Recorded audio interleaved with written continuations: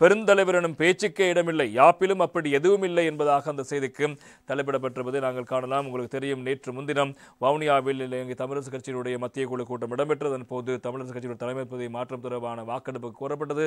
வாக்கெடுப்பு தேவையில்லை என்று சொல்லப்பட்ட நிலையில் இப்போது பெருந்தலைவர் அல்லது அரசியல் குழு தலைவர் என்ற ஒரு பதவியை இப்போது மாவை சேனாதிராஜாவுக்கு வழங்கப்பட்டிருக்கிறது.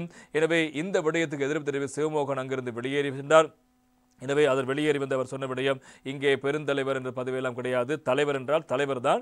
எனவே அவர் தலைவராகவே செயற்பட வேண்டும் என்ற கருத்தை முன்வைத்துவிட்டு வந்திருக்கிறார். எனவே இவர்கள் உணவு இடைவேளையில் முடிவெடுக்கின்ற கட்சியாக இது மாறிவிட்டது, எனவே அதை ஏற்றுக்கொள்ள முடியாது என்று அவர் தெரிவித்து வெளிநடப்பு செய்திருக்கிறார். இந்த விடயம் தொடர்பாக சுமந்திரன் அவர் கருத்துக்களை முன்வைக்கும் போது, எனவே அரசியல் குழு தலைவராக செயற்பட போகின்றவர் மாவை சேனாதிராஜா, அதே போல CVK சிவஞானம் அவர்கள் பதில் தலைவராக செயற்படுகிற கருத்தை முன்வைத்திருந்தார். இந்த விடயம் தொடர்பாக நேற்று தினம் சிவமோகன் அவர்களும் கருத்துக்களை முன்வைத்து அப்படி எந்த விடயத்தை ஏற்றுக்கொள்ள முடியாது என்பதாக தெரிவித்து அவரும் தன்னுடைய இந்த நிலைப்பாட்டை அறிவிக்க, இப்போது இந்த கடந்த கால செயற்பாடு அடிப்படையாக வைத்து சிவமோகன் இப்போது தமிழரசு கட்சியிலிருந்து இடைநீக்கம் செய்யப்பட்டிருப்பதான ஒரு தகவலும் வெளியாக நேற்று இடம்பெற்ற ஒரு நிகழ்வின் போது இரா சாணக்கியன் MP அவர்களும் கருத்தொன்றை முன்வைத்திருந்தார். குறிப்பாக இந்த கட்சிக்குள் பிரச்சனை இருப்பதாக தெரிவித்து தமிழரசு கட்சியினை குழப்புகின்ற செயற்பாட்டை சிலர் மேற்கொள்கிறார்கள். எனவே அவ்வாறு எந்த பிரச்சனையும் இல்லை, நாங்கள் சரியான பாதையில் முன்னோக்கி செல்ல வேண்டும் என்ற கருத்தையும் அவரும் தெரிவித்த விடயங்களும் முக்கியமான செய்திகளாக இடம்பெடுத்திருப்பதை காணலாம்.